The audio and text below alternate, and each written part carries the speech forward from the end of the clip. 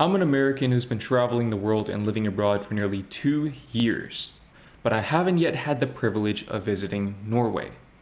Bearing that in mind, in this video, I will be reacting to Norwegian culture shocks that would send Americans into a coma. Weird things in Norway from an American perspective. It's things that I've heard from Americans about Norway or things that I kind of realized after moving to the US that are really weird. Okay, number one, Vinmonopolet. So Vinmonopolet is a store and the government have decided that they have basically full monopoly on selling alcohol. So if you want to buy alcohol, you have to go to this one store. And there's like very strict rules on when this store is open. Like, so on the weekends when people are obviously drinking, it's only open until like 3 on Saturday and like that's it, which is like very inconvenient. For Christmas, when there's a lot of holidays, it can be like a whole week when it's not open. And like you can't get your hands on anything for a week. I think it's meant to like protect people, but it's just so annoying in my opinion. And that brings me to my next point, drinking culture. So considering you can't just get alcohol just anywhere at any time,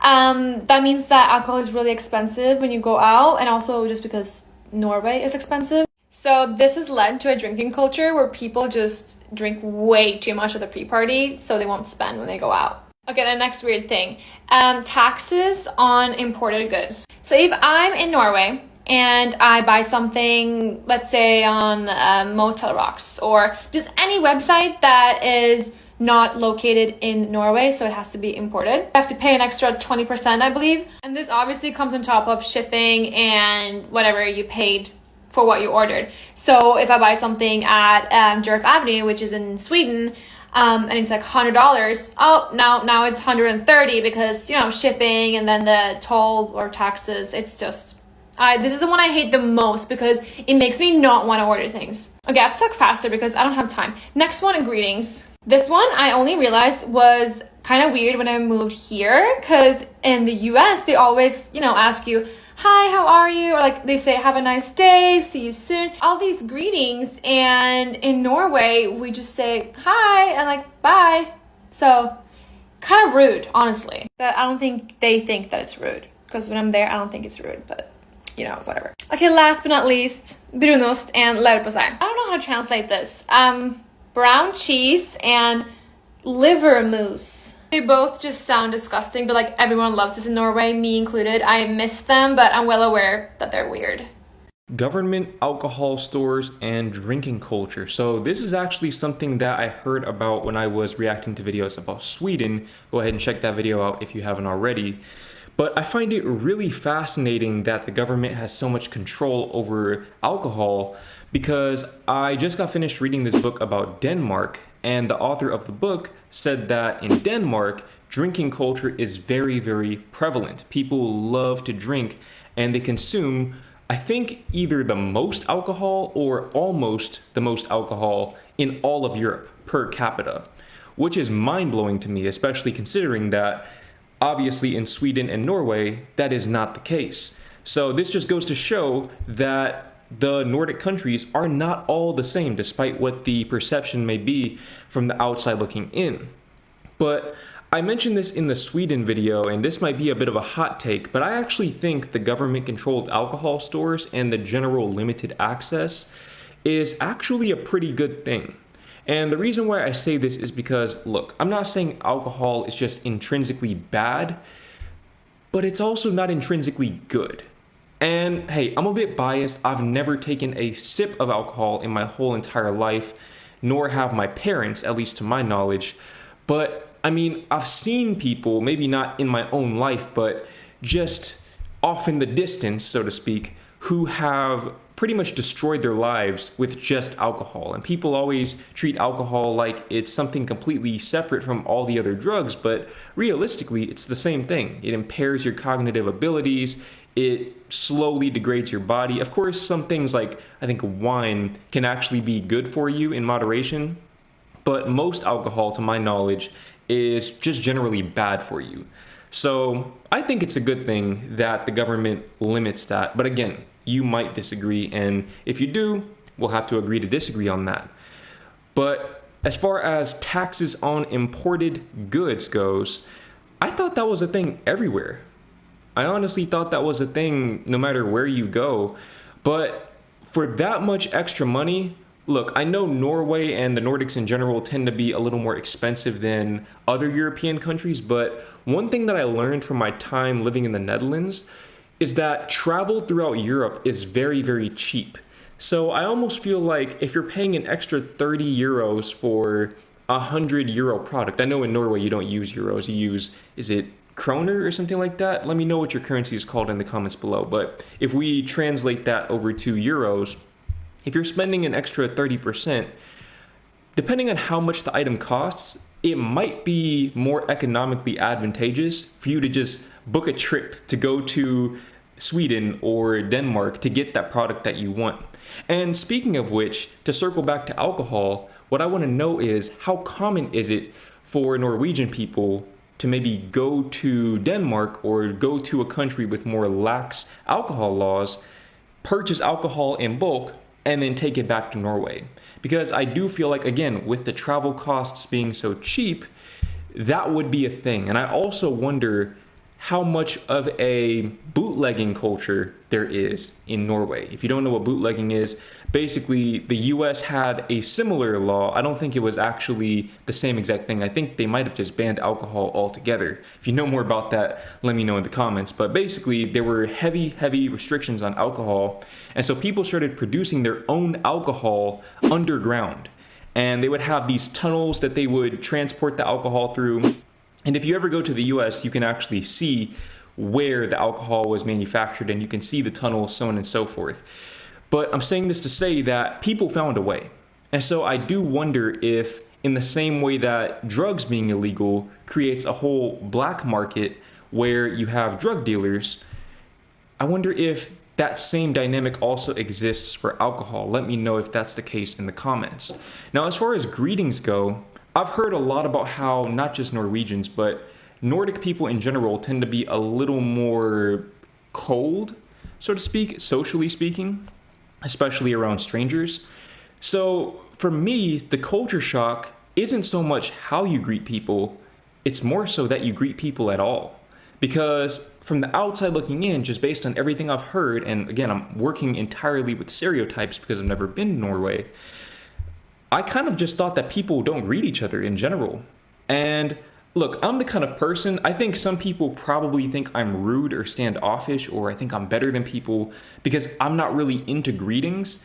But honestly, I feel like it's just a waste of time and energy. I'm a very introverted person, so I have a very limited social capacity. I can socialize when I want, but I can only do it to a certain extent before my mind starts to go blank and my brain feels smooth and I just can't talk to people anymore. So I kind of just assumed it was a similar thing among Norwegian people or Nordic people in general, that you're just very introverted. But if you're greeting people, especially if you're greeting people that you don't know, I didn't really catch the context of the greetings from that video, but if you're greeting people that you don't know, saying hi to them and so on and so forth, then I'm definitely a little further on the introverted side of the spectrum than you are. Now, as far as brown cheese and liver mousse, look, I'm vegan, so those are things I wouldn't be indulging in anyways. That said, I am inclined to agree with her that it doesn't really sound particularly appetizing. I wouldn't really feel compelled to seek out a vegan version of these things. However, what I have come to realize is that not only does each society have kind of its own palate, but also, generally speaking, if a whole entire society has decided that something tastes good, the likelihood is that it's objectively a pretty good thing. Now, of course, within each society, you have individual preferences, but if I wasn't vegan, I think I would be willing to try it, not even from a point of skepticism, but from a point of genuine curiosity, because again, if you as a society with however many people you have living in Norway have decided that liver mousse is tasty, then there must be something to that. Okay, I've been living in Norway for 3 years, and this is by far the most confusing thing that I'm still trying to wrap my head around. So here's my best attempt to explain it, but let's see if we can all just make it out together. So feriepenger literally translates to holiday pay, but that's not very helpful. So what is it actually? So the idea is that your employer saves between 10 to 12% of the salary that you made last year and then gives it to you the next year as vacation pay. And it's essentially forced savings because in Norway, you don't get paid a normal salary when you take time off. Feriepenger replaces it. Okay. Bear with me while we get into the nitty-gritty. So let's say that you have an annual salary of 360,000 kroner. In most places, you would get the same thing every single month, 30,000 kroner 12 times a year, which adds up, of course, to 360,000 kroner. But in Norway, it's different. So you would get that same amount of salary, but June is where it gets confusing. And of course, remember, this is just like an example of a typical situation, and we'll get into the atypical stuff after this. So in June, you get a payout of your feriepenger. And feriepenger is calculated with different considerations, including how many vacation days you're entitled to, if you're close to retiring, etc., etc.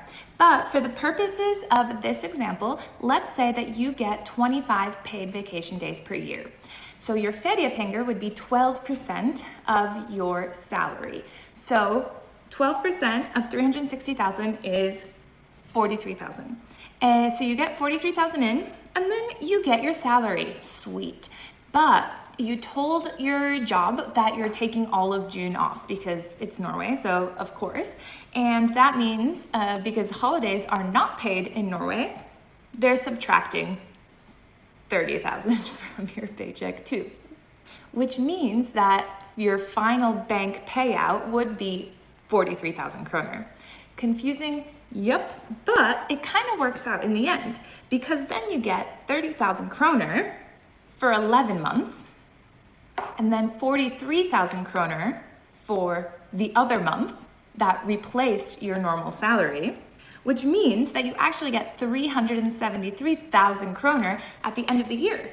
Okay, so I know it's complicated, but this way the government is basically forcing your employer to create a mandatory piggy bank with your name on it for your vacation. But if you are new to Norway, this system can sneak up on you. So let's say that you started your first job in Norway this year. You do not get feriepenger because you didn't earn it last year.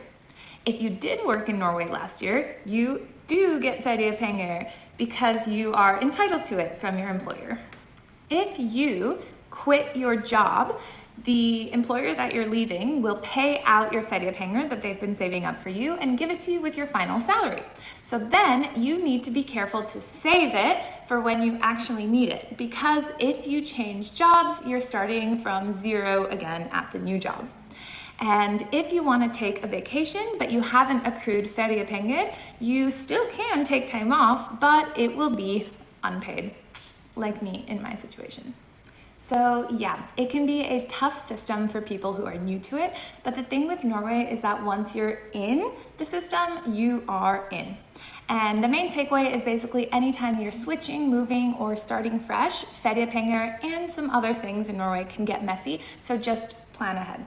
I've never actually worked at a 9-to-5 job that had benefits, or I guess in Norway, maybe it would be a 9-to-4 or 8-to-3. I don't know. Let me know in the comments what the typical working hours look like. But I'm saying this to say that I don't really know too much about how the American vacation system works other than what I've seen from my parents, which is that generally you might get around 2 weeks of vacation, if that, depending on the job. And I believe it's 2 weeks of unpaid vacation, but I could be wrong about that. I think it's very job specific.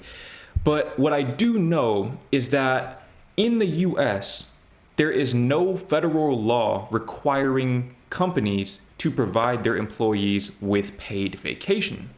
And I'm not gonna lie, that's a big part of why I've never worked a 9-to-5 and why I'm sitting here talking to you through this camera right now. It's because I just felt like that wasn't really an advantageous situation to be in, especially considering student loans, so on and so forth. But I feel like the system that she just described, for as confusing as it was, because I'm not gonna lie, my head is still kind of spinning, to her point, you do come away better in the end. And I don't know, let me know if you disagree with her take on that, if you feel like the math just isn't mathing there, because this person in the comment right here said, people act like feriepenger is some amazing benefit in Norway, but it's really just your own money being delayed. You don't actually get extra. They hold back part of your wages and give it to you the next summer like a forced savings scheme. So personally, I feel like that's not necessarily a bad thing. Maybe my mind is a little bit warped because since I do YouTube, I make an irregular income. So a forced saving scheme to me seems like a good thing, but I can see how if you're working at a job where you make the same amount every single month, that it would feel a little bit restrictive. But to her point, if you're coming away better in the end, then it must be a good thing. I am kind of surprised to find that you technically don't get paid holiday in Norway, which I guess through feriepenger you do, unless you're switching to a new job. But then what I also wonder is that if you live in Norway, you have a very strong social safety net, which I'm assuming includes, but is not limited to, unemployment pay. And I don't remember the exact specifics, but I know that in Denmark, based on what I read in that book, the unemployment benefits are pretty substantial. They are very, very generous with their unemployment. So I'm assuming that Norway is very similar. So even if you're switching to a new job and you don't get the feriepenger, I mean, with the money that you accumulate from your unemployment period, I would think that that would at least somewhat offset that cost. If you've been in that situation, let me know more about that in the comments, because I don't know, for me, this just seems like a good thing. We talk about forced saving schemes. I mean, even in the US, for example, I remember one of the jobs that I did work at, I worked at a restaurant when I was 16 years old. And basically, they had this situation where they would give us free food on our breaks, but it wasn't actually free. They would deduct a certain percentage of our paychecks, whether we ate the food or not. And like I mentioned earlier, I'm vegan. The restaurant in question didn't really serve vegan food. So I didn't really eat the food. I think I only ever ate the food there one time in my 11 months working there. And they still took the money out of my check every single month. And I remember the next job I got after that, I was making less money on paper, but I actually ended up receiving more money at the end of every pay period because they weren't deducting that money for something that I wasn't using. With the feriepenger, you're actually using the thing. You're using the vacation, so I don't really see that as a bad thing. But again, let me know what you think in the comments as a Norwegian person.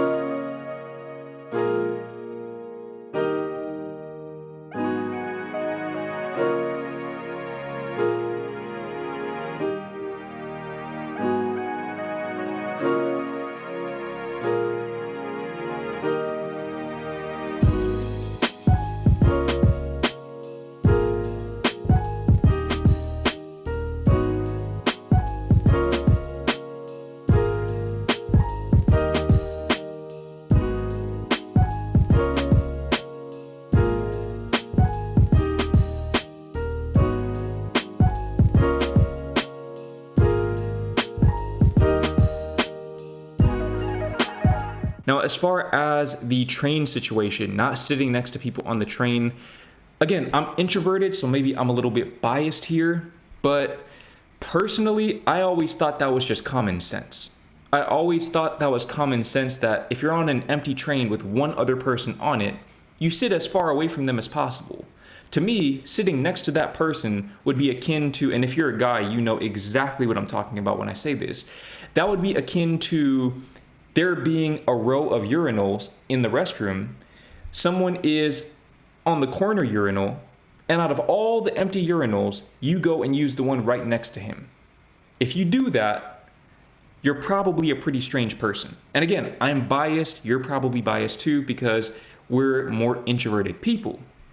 But to me, that's just a common sense thing.